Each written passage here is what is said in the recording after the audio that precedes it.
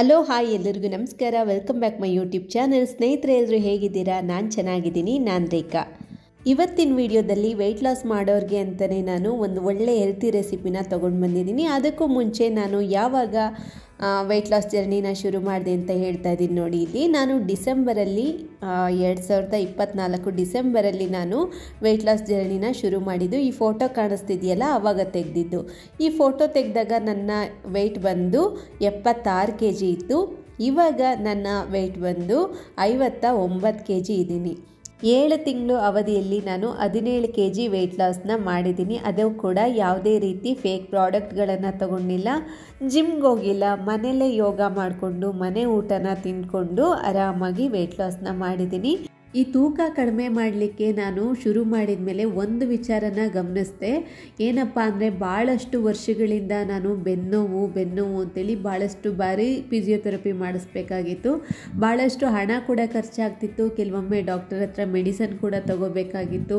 ಬೆನ್ನೋವಂತೂ ಕಡಿಮೆ ಆಗ್ತಾ ಇರಲಿಲ್ಲ, ಆದರೆ ಆ ಮಾತ್ರೆಯಿಂದ ಸ್ವಲ್ಪ ಮರ್ತೋಗ್ತಾ ಇದೆ ಅಷ್ಟೇ. ಪೇಯ್ನ್ ಕಿಲ್ಲರ್ ಥರ ಕೊಟ್ಬಿಡೋರು ಅಷ್ಟೇ. ಆದರೆ ಇವಾಗ ನನಗೆ ತೂಕ ಕಡಿಮೆ ಮಾಡಿದ ಮೇಲೆ ಆ ಬೆನ್ನೋವು ಅನ್ನೋದು ಕಾಣಿಸ್ತಾ ಇಲ್ಲ. ಭಾಳ ಖುಷಿ ಅಂದರೆ ಅದೇನೆ ನನಗೆ. ಈ ವೆಯ್ಟ್ ಲಾಸ್ ಅಂತ ಶುರು ಮಾಡಿದ ಮೇಲೆ ನಾನು ಬದಲಾವಣೆ ಮಾಡಿದ್ದು, ನನ್ನ ಮನೆಯಲ್ಲಿ ಅಕ್ಕಿ ಮತ್ತು ಎಣ್ಣೆ, ಚಪಾತಿ ಹಿಟ್ಟು ಕೂಡ ಮಲ್ಟಿಗ್ರೇನ್ ಆಟ ನಾನೇ ಖುದ್ದು ಮಾಡಿಸ್ತೀನಿ. ಇನ್ನು ಅಕ್ಕಿ ವೈಟ್ ರೈಸ್ ತಿಂತಿದ್ದೆ, ಅದರಿಂದ ನಾನು ಕೆಂಪಕ್ಕಿನ ಉಪಯೋಗ ಮಾಡೋದಕ್ಕೆ ಶುರು ಮಾಡಿದೆ. ಎಣ್ಣೆ ಕೂಡ ಅಷ್ಟೇ. ಎಣ್ಣೆ ನನಗೆ 3 ತಿಂಗಳಿಗೆ 1 kg ಎಣ್ಣೆನ ಬಳಸ್ತೀನಿ ನಾನೊಬ್ಳಿಗೆ ಅಂತ. ಅದು ಕೂಡ ಕೊಬ್ಬರಿ ಎಣ್ಣೆನ ಬಳಸ್ತೀನಿ. ಭಾಳ ಕಡಿಮೆ ಎಣ್ಣೆಯಲ್ಲಿ ನಾನು ಅಡುಗೆನ ಮಾಡ್ತೀನಿ. ಇನ್ನು ಊಟದಲ್ಲಿ 1 ಚಮಚ ನಾನು ತುಪ್ಪನ ತೊಗೊತೀನಿ. ಮಧ್ಯಾಹ್ನ ಊಟ ಮಾಡುವಾಗ ತುಪ್ಪ ಇರುತ್ತೆ. ಈ ಥರ ಇರುತ್ತೆ ನನ್ನ ಫುಡ್ಡು. ಮತ್ತು 2.5 ಇಂದ 3 ಲೀಟ್ರ್ ನೀರನ್ನ ಕುಡಿತೀನಿ ಡೈಲಿ.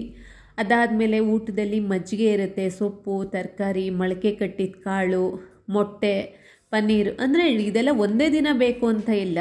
ಹಂಗಾಗಿ ನಾನು ಡೈಲಿ ಊಟದಲ್ಲಿ ಒಂದೊಂದನ್ನು ಸೇರಿಸ್ಕೊಂಡು ತಿಂತಾ ಇರ್ತೀನಿ. ಅದಾದಮೇಲೆ ನಾನ್ ವೆಜ್ ತಿನ್ನಲ್ಲ. ನನಗೆ ಚಿಕನ್ ತುಂಬ ಇಷ್ಟ, ಆದರೆ ಏನು ಮಾಡೋದು, ನನಗೆ ಅಲ್ಸರ್ ಇರೋದ್ರಿಂದ ನಾನ್ ವೆಜ್ ತಿನ್ನೋಕ್ಕಾಗಲ್ಲ. ಅದಕ್ಕೋಸ್ಕರ ನಾನು ತಿನ್ನಲ್ಲ. ಅದನ್ನು ತಿಂದರೆ ನನಗೆ ಹೀಟ್ ಆಗುತ್ತೆ, ಕಾನ್ಸ್ಟಿಪೇಷನ್ ಆಗುತ್ತೆ, ಅದರಿಂದ ಬೇರೆ ಬೇರೆ ಸಮಸ್ಯೆ ಆಗುತ್ತೆ ಅಂಥೇಳಿ ನಾನು ನಾನ್ ವೆಜ್ಜನ್ನ ಕಂಪ್ಲೀಟಾಗಿ ಬಿಟ್ಟಿದ್ದೀನಿ. ಆದರೆ ಡೈಲಿ ಮೊಟ್ಟೆ ತಿಂತೀನಿ, ಗುರುವಾರ ಒಂದಿನ ಬಿಟ್ಟು. ಸಕ್ಕರೆ, ಎಣ್ಣೆ ಪದಾರ್ಥ, ಬೇಕ್ರಿ ಐಟಮ್ ಎಲ್ಲದನ್ನು ಬಿಟ್ಟಿದ್ದೀನಿ. ಬನ್ನಿ ಇವತ್ತಿನ ಈ ಹೆಲ್ತಿ ರೆಸಿಪಿನ ಶುರು ಮಾಡೋಣ. ಯಾರು ಕೂಡ ಬೇಜಾರು ಮಾಡ್ಕೋಬೇಡಿ, ಕೋಲ್ಡ್ ಆಗಿದೆ ನನಗೆ ಸ್ವಲ್ಪ. ಬನ್ನಿ ವಿಡಿಯೋನ ಶುರು ಮಾಡೋಣ. ಇವತ್ತಿನ ಈ ಹೆಲ್ದಿ ರೆಸಿಪಿ ಮಾಡಲಿಕ್ಕೆ ನಾನಿಲ್ಲಿ ಹೆಸರು ಕಾಳನ್ನ ಮೊಳಕೆ ಕಟ್ಟಿದ್ದೆ. ಒಂದು ಅರ್ಬೆಲ್ಲಿ ಕಟ್ಟಿಟ್ಟಿದ್ದೆ. ಚೆನ್ನಾಗಿ ಮೊಳಕೆ ಬಂದಿತ್ತು ನೋಡಿ. ಒಂದು ಒಳ್ಳೆ ಚೆನ್ನಾಗಿ ಮೊಳಕೆ ಬಂದಿತ್ತು ಮಾತ್ರ ಕಾಳು. ಈ ಚಳಿಲೂ ಕೂಡ ಈ ಕಾಳಿನ ಜೊತೆಗೆ ನಾನು ಪಾಲಕ್ ಸೊಪ್ಪನ್ನ ತೊಳೆದು ನೀರು ಶೋಧಿಸಿ ಇಟ್ಕೊಂಡಿದ್ದೀನಿ. 2 ಹಸಿಮೆಣಸಿನ್ಕಾಯಿ, ಸ್ವಲ್ಪ ಕೊತ್ತಂಬರಿ ಸೊಪ್ಪು, ಸ್ವಲ್ಪ ಹಸಿ ಶುಂಠಿನ ತೊಗೊಂಡಿದ್ದೀನಿ. ಈ ರೆಸಿಪಿನ ಮಾಡಲಿಕ್ಕೆ ನಾನು ಚಾಪರ್ನ ಬಳಸ್ತಾ ಇದ್ದೀನಿ. ಈ ರೆಡಿ ಮಾಡ್ಕೊಳ್ಳಿಕ್ಕೆ ಚಾಪರ್ ಬೇಕು. ಮಿಕ್ಸಿಗೆ ಹಾಕಿದ್ರೆ ತುಂಬ ಜಾಸ್ತಿ ನುರಿಯುತ್ತೆ, ತುಂಬ ಜಾಸ್ತಿ ನೈಸಾಗಿ ಇದು ಪೇಸ್ಟ್ ಆಗಿಬಿಟ್ರೆ ಇದಕ್ಕೆ ಜಾಸ್ತಿ ಹಿಟ್ಟುಗಳನ್ನು ಮಿಕ್ಸ್ ಮಾಡಬೇಕು. ಅದಕ್ಕೋಸ್ಕರ ಈ ಚಾಪರ್ ಇದ್ದರೆ ಉತ್ತಮ, ಇಲ್ಲ ಕಲ್ಲಿದ್ದರೆ ಉತ್ತಮ ಅಂತ. ಇಲ್ಲ ಮಿಕ್ಸಿಲ್ಲಾದರೆ ಸ್ವಲ್ಪ 1 ಸಲ 2 ಸಲ ಹಿಂಗೆ ಆಡಿಸ್ಬಿಟ್ಟು ತೆಗೆದುಬಿಡಿ ಸಾಕು. ಇದಕ್ಕೆ ನೋಡಿ ನಾನೊಂದು 2.5 ಕಪ್ ಆಗೋಷ್ಟು ಕಾಳನ್ನ ಹಾಕ್ಕೊಂಡಿದ್ದೀನಿ. ಅಷ್ಟು ಕಾಳನ್ನ ಬಳಸಿಲ್ಲ ಇಲ್ಲಿ. ಒಂದು ಅರ್ಧ ಚಮಚ ಆಗೋಷ್ಟು ಜೀರಿಗೆನ ಹಾಕಿದ್ದೀನಿ, ಸ್ವಲ್ಪ ಹಸಿ ಶುಂಠಿ, ಸ್ವಲ್ಪ ಬೆಳ್ಳುಳ್ಳಿ,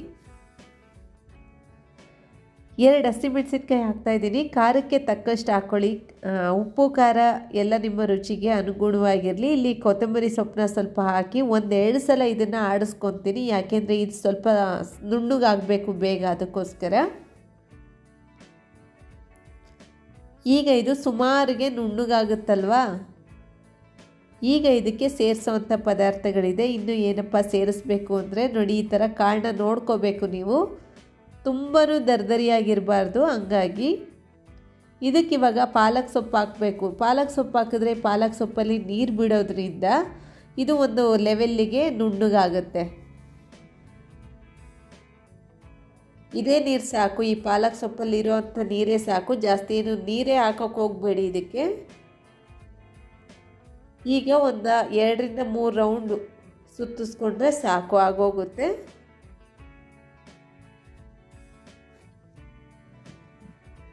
ನೋಡಿ ಈ ರೀತಿಯಾಗಿ ಬರಬೇಕು. ವಡೆಗೆ ಯಾವ ರೀತಿ ನಾವು ರುಬ್ಕೊತೀವಿ ನೋಡಿ ಆ ರೀತಿ ಇದ್ದರೂ ಸಾಕು. ಈಗ ಚೆನ್ನಾಗಿ ನುರಿದಿದೆ ಇದನ್ನು ಒಂದು ಮಿಕ್ಸಿಂಗ್ ಬೌಲ್ ಏನಿದೆ ಇದಕ್ಕೆ ನಾನು ಟ್ರಾನ್ಸ್ಫರ್ ಮಾಡ್ಕೊತೀನಿ. ಒಳ್ಳೆ ವಡೆಗೆ ನಾವು ರುಬ್ಕೊತೀವಲ್ವ, ವಡೆ ಮಸಾಲೆ ಥರ ಇದು ಕರೆಕ್ಟಾಗಿ ಬಂದಿದೆ. ಇದಕ್ಕಿವಾಗ ನಾನು 2 ಚಮಚ ಆಗುವಷ್ಟು ಗೋಧಿ ಹಿಟ್ಟನ್ನು ಹಾಕ್ತೀನಿ. ನೀವು ಬೇಕಂದರೆ ಕಡಲೆ ಹಿಟ್ಟು ಕೂಡ ಸೇರಿಸ್ಕೋಬೋದು. ನಾನಿಲ್ಲಿ ಗೋಧಿ ಹಿಟ್ಟು ಹಾಕ್ತಾಯಿದ್ದೀನಿ. ನೀವು ಗೋಧಿ ಹಿಟ್ಟಿಲ್ಲ ಅಂದರೆ ಕಡಲೆ ಹಿಟ್ಟು ಇಲ್ಲ ಅಂದರೆ 1-2 ಚಮಚ ರವೆ ಕೂಡ ಹಾಕ್ಕೋಬೋದು. ಇದು ಬೈಂಡಿಂಗಿಗೆ ಅಷ್ಟೇ, ಇದಕ್ಕೇನು ಹಾಕಲೇಬೇಕು ಅಂತ ಇಲ್ಲ, ಚೆನ್ನಾಗಿ ಬೈಂಡಿಂಗ್ ಆಗುತ್ತೆ ಅಂತ ಅಷ್ಟೇ. ರುಚಿಗೆ ತಕ್ಕಷ್ಟು ಉಪ್ಪು ಹಾಕಿ ಇದನ್ನು ಚೆನ್ನಾಗಿ ಮಿಕ್ಸ್ ಕೊಡ್ತೀನಿ. ಈಗ ಚೆನ್ನಾಗಿ ಮಿಕ್ಸ್ ಕೊಡಬೇಕು. ಉಪ್ಪು ಖಾರ ಎಲ್ಲ ಚೆನ್ನಾಗಿ ಹದವಾಗಿ ಕೂಡ್ಕೋಬೇಕು. ಇದಕ್ಕೆ ಇನ್ನೇನು ನಾವು ಟೇಸ್ಟಿಗೆ ಹಾಕಲ್ಲ. ಚೆನ್ನಾಗಿ ಮಿಕ್ಸ್ ಮಾಡಿಕೊಂಡು ಉಪ್ಪೆಲ್ಲ ಕರೆಕ್ಟಾಗಿದೆಯಾ ಅಂತ ನೋಡಿಕೊಂಡು ಇದನ್ನು ನೋಡಿ ಒಂದು ಸಲ ಇದು ಚೆನ್ನಾಗಿ ಉಂಡೆ ಕಟ್ಟಿ ನೋಡಿ. ಇದು ಉಂಡೆ ಕಟ್ಟೋಕ್ಕೆ ಬಂದರೆ ಸಾಕು, ಇದಕ್ಕಿನ್ನೇನು ಮಿಕ್ಸ್ ಮಾಡೋದು ಬೇಡ. ಏನಾದರೂ ಉಂಡೆ ಕಟ್ಟೋಕ್ಕೆ ಬರ್ತಾ ಇಲ್ಲ ಅಂದರೆ ಇದಕ್ಕೊಂದು ಸ್ವಲ್ಪ ಹಿಟ್ಟನ್ನ ಸೇರಿಸ್ಕೊಳ್ಳಿ. ಯಾಕೆಂದರೆ ಇದನ್ನು ಸ್ಟೀಮ್ ಮಾಡ್ಕೊತೀವಿ. ಸ್ಟೀಮ್ ಮಾಡಿದ ಮೇಲೆ ಒಡಿಬಾರ್ದು, ಅದಕ್ಕೋಸ್ಕರ ಇದನ್ನು ವಡೆ ಆಕಾರದಲ್ಲಿ ನಾನು ಮಾಡಿಕೊಂಡು ಇದನ್ನು ಸ್ಟೀಮ್ ಮಾಡ್ಕೊತೀನಿ. ನೋಡಿ ತುಂಬ ಚೆನ್ನಾಗಿ ಬರುತ್ತೆ. ಇಲ್ಲಿ ಪಾತ್ರೆಗೆ ನಾನು ಸ್ವಲ್ಪ ಈ ಸ್ಟೀಮರ್ಗೆ ಸ್ವಲ್ಪ ಎಣ್ಣೆನ ಸ್ಪ್ರೆಡ್ ಮಾಡಿಕೊಂಡು ಸ್ಟೀಮ್ ಮಾಡ್ಕೊತೀನಿ.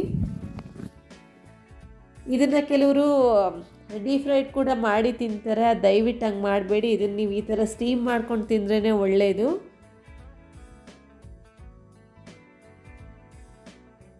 ಇನ್ನು ಕೆಲವರು ಏರ್ ಫ್ರೈಯಲ್ಲೂ ಕೂಡ ಮಾಡ್ಕೊಂಡು ತಿಂದಿದ್ದಾರೆ. ನಾನಂತೂ ಜಾಸ್ತಿ ಸ್ಟೀಮ್ ಮಾಡಿಕೊಂಡೇ ತಿನ್ನೋದು. ನನಗೆ ಮಾತ್ರ ಜಾಸ್ತಿ ಎಣ್ಣೆದೇನು ಬೇಡ ಅಂತ ಇದು ಸ್ಟೀಮ್ ಮಾಡ್ಕೊತೀನಿ.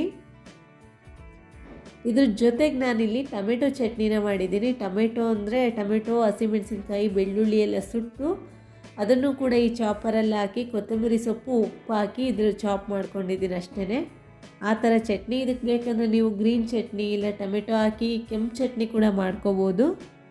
10 ನಿಮಿಷ ಸ್ಟೀಮ್ ಮಾಡ್ಕೊಂಡಿದ್ದೆ ಅಷ್ಟೇ.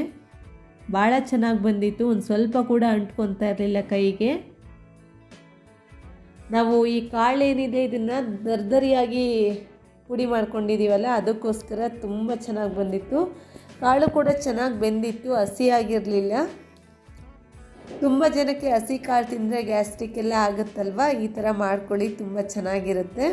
ಚೆನ್ನಾಗಿ ಹದವಾಗಿ ಬೆಂದಿರೋದ್ರ ಜೊತೆ ಇದು ತುಂಬಾ ರುಚಿಯಾಗಿ ಬಂದಿತ್ತು. ಉಪ್ಪು ಖಾರ ಎಲ್ಲ ಕರೆಕ್ಟಾಗಿತ್ತು. ಇದನ್ನು ನಾನಿವಾಗ ಸರ್ವ್ ಮಾಡ್ತಾಯಿದ್ದೀನಿ. ಅದು ನಾನು ಮಾಡಿಟ್ಟಂಥ ಆ ಚಟ್ನಿ ಜೊತೆ. ಈ ಚಟ್ನಿ ಜೊತೆ ಅಂತೂ ತುಂಬಾ ಚೆನ್ನಾಗಿರುತ್ತೆ.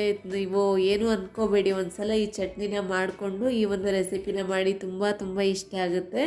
ಜೊತೆಗೆ ನಾನು ಮೊಸರು ಕೂಡ ತೊಗೊಂಡಿದ್ದೀನಿ. ನನಗೆ ಮೊಸರು ಕೂಡ ಬೇಕಿತ್ತು, ಹಂಗಾಗಿ ಇದಾಗಿತ್ತು ನನ್ನ ಹೆಲ್ತಿ ರೆಸಿಪಿ. ಭಾಳ ಚೆನ್ನಾಗಿರುತ್ತೆ. ಒಂದು ಸಲ ಟ್ರೈ ಮಾಡಿ ನೋಡಿ ಎಷ್ಟು ಚೆನ್ನಾಗಿದೆ ಅಂತ, ಎಷ್ಟು ಚೆನ್ನಾಗಿ ಕಾಣಿಸುತ್ತೆ. ಟೇಸ್ಟ್ ಅಂತೂ ತುಂಬ ಚೆನ್ನಾಗಿತ್ತು. ಒಂದು ಸಲ ಟ್ರೈ ಮಾಡಿ. ಈ ವಿಡಿಯೋ ಇಷ್ಟ ಆದರೆ ಲೈಕ್ ಮಾಡಿ, ಶೇರ್ ಮಾಡಿ, ಕಮೆಂಟ್ ಮಾಡಿ. Thank you so much. ತುಂಬ ಕೋಲ್ಡ್ ಆಗಿದೆ, ಮಾತಾಡೋಕ್ಕಾಗ್ತಾ ಇಲ್ಲ, ಕ್ಷಮೆ ಇರಲಿ. ನಮಸ್ಕಾರ.